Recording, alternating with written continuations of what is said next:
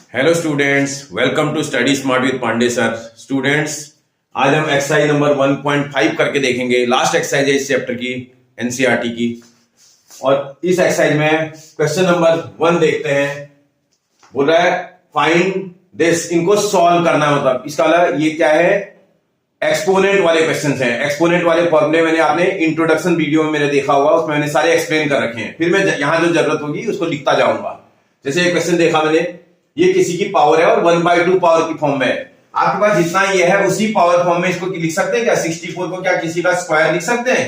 क्योंकि यहाँ पर 1/2 पावर लगी हुई है, तो इसका इसको 2 पावर की फॉर्म में लिखते हैं। 64 क्या किसी का स्क्वायर हो सकता है?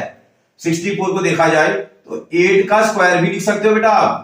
और इस पूरे के आउटसाइड में जो पावर लगी है वो 1/2 लगी है। आपने जो फॉर्मूले पढ़े होंगे उसमें इस टाइप का कोई फॉर्मूला पड़ा होगा, मैं उसको लिख देता हूं। मैं उसको पहचानता हूं इसलिए लिख लूंगा आराम से।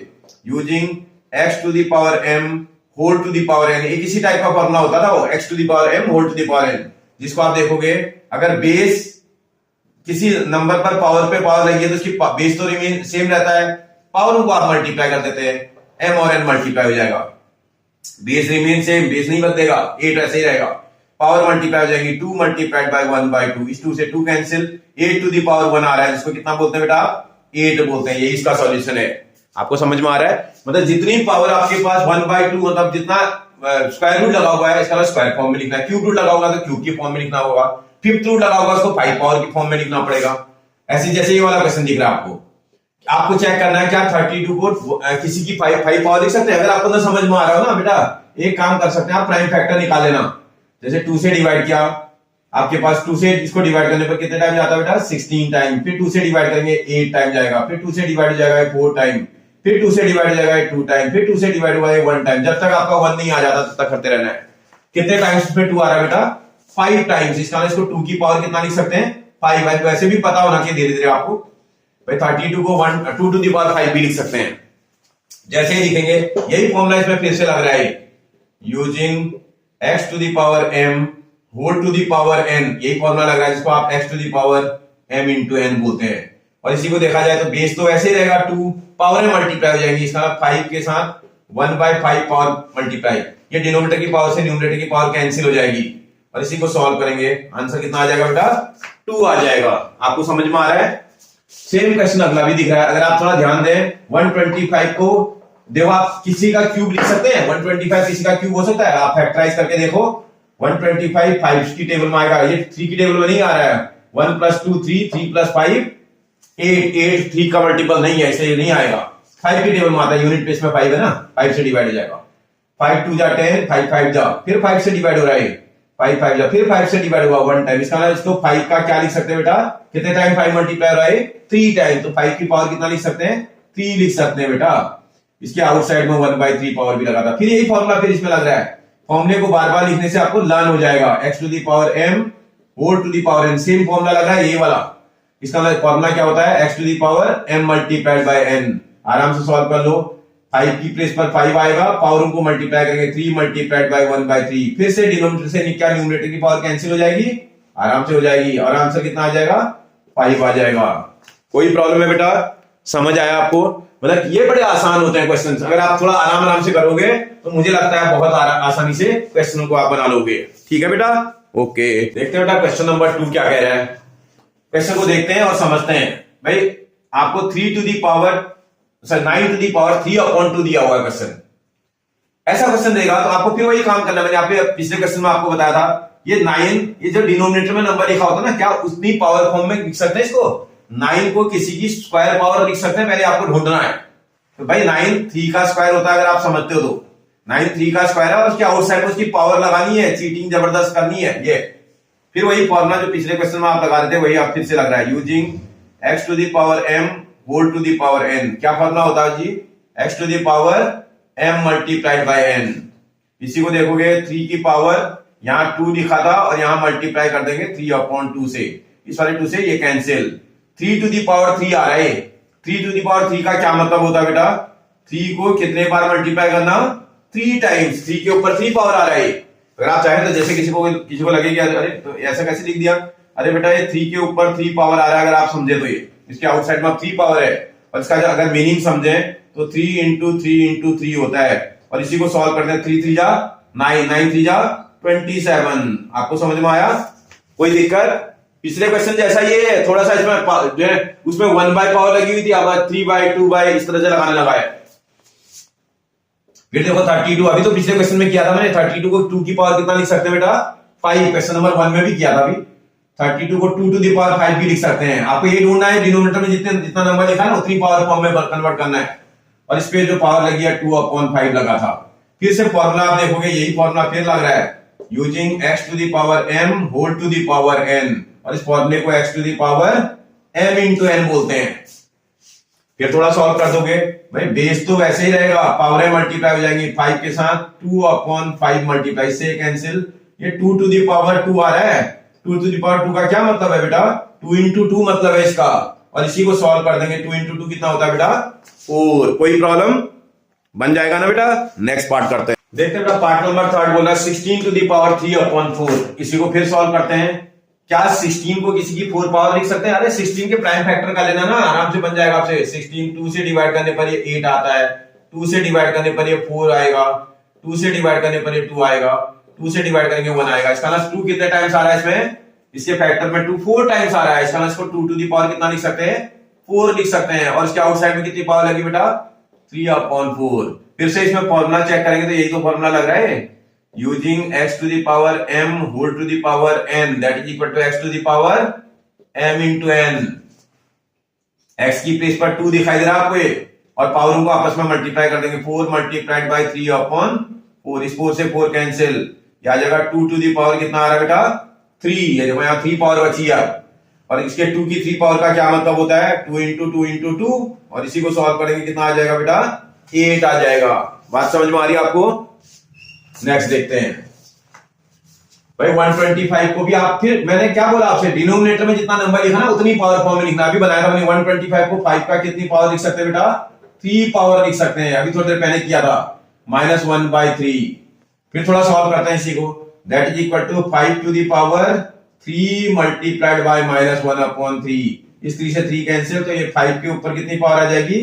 -1। ऐसा फॉर्मूला पढ़ा होगा आपने, ये फॉर्मूला आपने पढ़ा था। किसी भी नंबर के ऊपर अगर निगेटिव पावर आ जाए, एक्सपोनेंट आ जाए, तो उसको पॉजिटिव कैसे बनाते हैं? x to the power -m is equal to 1/x to the power m। किसी भी नंबर के न्यूमरेटर में अगर पावर माइनस की हो तो उसको डिनोमिनेटर ले जाने पर वो प्लस बन जाती है, और डिनोमिनेटर में अगर माइनस की पावर है उसको न्यूमरेटर लेके आओगे तो उसके पावर का साइन पॉजिटिव हो जाएगा। ऐसे ये भी आएगा, 1 तो आएगा, ये आएगा अपॉन, जब ये डिनोमिनेटर में जाएगा 5 टू द पावर 1 आएगा। ये 5 टू द पावर 1 को क्या बोलते हैं बेटा? 5 भी बोलते हैं। कि बात है, 1 पावर लगाने की जरूरत नहीं होती, माइनस का पावर तो लगाने की जरूरत है, पॉजिटिव की पावर को लगाने की जरूरत नहीं होती अगर 1 पावर है तो। इस तरह 1/5 इसका आंसर आ जाएगा। आपको बात समझ में आ रही है? किसी तरह की कोई कंफ्यूजन? बन जाएगा बेटा? ओके, देखते हैं बेटा क्वेश्चन नंबर 3 का फर्स्ट पार्ट। बोल रहा है 2 to the power 2/3 multiplied by, dot का मतलब मल्टीप्लाई होता है बेटा, multiply by 2 to the power 1/5। तो इसमें ऐसा टाइप का भी कोई फॉर्मूला होता होगा, ऐसे फॉर्मूला लग रहा है इसमें, यूजिंग, क्योंकि इसमें बेस सेम है दोनों का, ये देखो और ये सेम है, तो इसका ना x to the power m multiplied by x to the power n, जिसको आप x to the power m plus n बोलते हैं। ध्यान आ रहा है आपको? भाई इसका बेस तो सेम है, बेस तो 2 ही रहेगा, इसका बेस रिमेन सेम है, x बेस है, दोबारा भी वही x ही आएगा। 2 बेस था तो 2 ही आएगा, पावर ऐड हो जाएंगी। इसका ये 2/3 प्लस 1/5 आ जाएगा। इसी को ठीक से लिखना बेटा। कई बच्चे क्या कर देते हैं, ऐसा लिख देते हैं, 2 लिखेंगे यहाँ 2/3 प्लस 1/5, बड़ा गंदा सा लिख देते हैं। इससे जब भी कभी पावर को लिखा जाता ना, इस बात का ध्यान रखा जाए कि ऐसे आना चाहिए। ये देखो, इसके टॉप से ऊपर होना चाहिए, और इसके इस तरफ जो ये दिखाई दे रहा है, इससे ये एंड है इसका, इसके राइट साइड की तरफ होना चाहिए। पावर को लिखने का आपको तरीका आना चाहिए। देखो हमेशा ध्यान रखना आपको, इसकी जो पावर है ये 2 के इधर होनी चाहिए, और जो है उसका जो टॉप आ रहा है उससे ऊपर होना चाहिए। इस बात का ध्यान रखते हुए क्वेश्चन को करना है। जब भी आप करो तो थोड़ा ध्यान से करें, पावर लगे मतलब पावर जैसी है। आप अब फिर से करेंगे तो 2 की पावर आ जाएगी, और जब ये ऐसा टाइप का आता है पावर ऐड कर देंगे, ऐड करेंगे तो फ्रैक्शनल वैल्यूज है, फ्रैक्शनल वैल्यूज को सॉल्व करने के लिए कौन सी मेथड का यूज करते हैं बेटा? LCM method. 3 और 5 दोनों ऐसे नंबर है जिसमें कुछ भी कॉमन नहीं आता, जिनमें कुछ कॉमन नहीं आता उनका प्रोडक्ट उसका एलसीएम होता है। इसका एलसीएम कितना बन जाएगा? 15। इस 3 से 15 को डिवाइड करेंगे कितना आएगा बेटा? 5। उस 5 से इस 2 को मल्टीप्लाई करेंगे कितना आ जाएगा? 5 2 जा 10 प्लस इस 5 से इसको डिवाइड करेंगे 3 आएगा, 3 से इस 1 को मल्टीप्लाई करेंगे तो 3 आ जाएगा। That is equal to 2 to the power, solve करेंगे 13/15 आ रहा है। आपको समझ में आ रहा है? कोई प्रॉब्लम है तो ऐसे भी लिख सकते हैं 2 टू द पावर 13/15। समझ आया बेटा? कोई परेशानी? ठीक है, आगे बढ़ते हैं। क्वेश्चन नंबर नेक्स्ट देखते हैं। उस क्वेश्चन में अगर ध्यान दिया जाए तो कुछ ऐसा लग रहा है, using x/y whole to the power m। एक ऐसा फॉर्मूला भी होता है जिसमें न्यूमरेटर पर भी पावर लग जाती है और डिनोमिनेटर पर भी पावर लग जाती है। पावर सेपरेट हो जाती है, न्यूमरेटर पे भी लग जाएगी, डिनोमिनेटर पे भी लग जाएगी। ऐसा ही क्वेश्चन ये भी दिख रहा है मुझे। इस तरह 1 के ऊपर भी 7 पावर आ जाएगी, अपॉन नीचे जो डिनोमिनेटर में 3 टू द पावर 3 था उसके ऊपर भी कितनी पावर आ जाएगी बेटा? 7। न्यूमरेटर और डिनोमिनेटर में पावर को सेपरेट कर देंगे। जैसे ऐसा आएगा तो इसके डिनोमिनेटर में एक फॉर्मूला लग रहा है, इसमें फिर से एक फॉर्मूला लग रहा है यूजिंग, डिनोमिनेटर देखने में x to the power m whole to the power n time का लग रहा है, जिसमें आप पावर को क्या कर देते हैं बेटा? मल्टीप्लाई कर देते हैं। 1 की पावर 7 कितना होता है बेटा? 1 ही तो आएगा। 1 को 7 टाइम, 1 इंटू 1 इंटू 1 7 टाइम करेंगे तो 1 ही आंसर आएगा। 1 पे कितनी भी पावर लगा दिया उसका आंसर 1 ही आता है। और उसके बाद देखो इसको सॉल्व करेंगे तो ये आ जाएगा 3 टू दी पावर में मल्टीप्लाई हो जाएंगे 3 इंटू 7। इसी को सॉल्व करेंगे 1/3 टू दी पावर 21। कोई प्रॉब्लम बेटा? अगर ज्यादा दिक्कत होगी तो ऐसे लिख लेना 1/3 टू दी पावर 21। और कोई बोले सर पीछे आंसर ऐसा लिखा है, मुझे नहीं पता, मैं जब मैंने कभी देखता नहीं पीछे। इसको 1 को 1 की पावर 21 भी लिख सकते हैं, अपॉन इसको 3 की पावर 21 भी लिख सकते हैं। अब दोनों पर सेम पावर है तो आप पावर को बाहर ले सकते हैं। 1/3 उसके ऊपर जो पावर है वो 21, ऐसे भी लिख सकते हैं। ये भी करेक्ट आंसर है इसका। समझ में आ रहा है? ये आंसर भी करेक्ट है और ऐसा जैसे मैंने बना दिया ये भी करेक्ट है, ये भी रॉन्ग नहीं है। समझ आया बेटा? नेक्स्ट देखते हैं बेटा पार्ट नंबर 3। आप फिर देखो दोनों के बेस सेम लग रहे हैं। इसमें ये वाला फॉर्मूला लगता नजर आ रहा है, using x to the power m। ये डिवाइड में ही तो है, अपॉन का मतलब क्या होता है? डिवाइड ही तो होता है। x to the power n that is equal to x to the power m minus n बन जाता है। ये फॉर्मूला इसमें लग रहा है, लगा देंगे भैया। इसका देखो, इसका भी बेस 11, इसका भी बेस 11, बेस सेम है इनका। डिवाइड की फॉर्म में क्वेश्चन है तो इसका बेस तो वही रहेगा, 11 ही रहेगा। 11 के ऊपर जो पावर लगेगी उनको क्या कर दोगे आप? न्यूमरेटर की पावर में से डिनोमिनेटर की पावर को माइनस कर देंगे। 1/2 से 1/4 को माइनस कर देंगे। आराम से करना। 11 तो आपके पास आई था और उस पर जो पावर लगी है उसका एलसीएम लेना पड़ेगा। फ्रैक्शन है भाई, फ्रैक्शन वाले को सॉल्व करने के लिए एलसीएम का मेथड का हेल्प लेना पड़ेगा। 2 और 4 का एलसीएम 4 होता है। 2 से 4 को डिवाइड करेंगे, कितना टाइम जाएगा बेटा? 2 टाइम। जितना जाएगा उससे न्यूमरेटर मल्टीप्लाई करना पड़ेगा। 2 इंटू 1 कितना बन जाएगा? 2। इस 4 से 4 को डिवाइड करेंगे 1 आएगा। 1 से इसके न्यूमरेटर के 1 को मल्टीप्लाई करेंगे 1 आ जाएगा। That is equal to 11 to the power 2 में से 1 जाएगा, कितना आएगा बेटा? 1 अपॉन पावर कितनी हो जाएगी? 4। 11 के ऊपर 1/4 पावर आ रही है, इससे आगे सॉल्व नहीं हो पाएगा ये। समझ आया आपको? फिर देखते हैं, इस वाले को सॉल्व करते हैं। इसमें क्या लग रहा है बेटा फॉर्मूला? ये वाला लग रहा है। इसमें एक इस टाइप का क्वेश्चन लग रहा है, using x to the power m multiplied by y to the power m। अगर दोनों का बेस तो अलग अलग है, 7 इसका बेस है, इसका बेस 8 है, अलग अलग बेस का है, लेकिन उनकी पावर सेम है। m पावर इस पर लगी है तो दूसरे पर भी m पावर है, सेम पावर है, 1/2 1/2।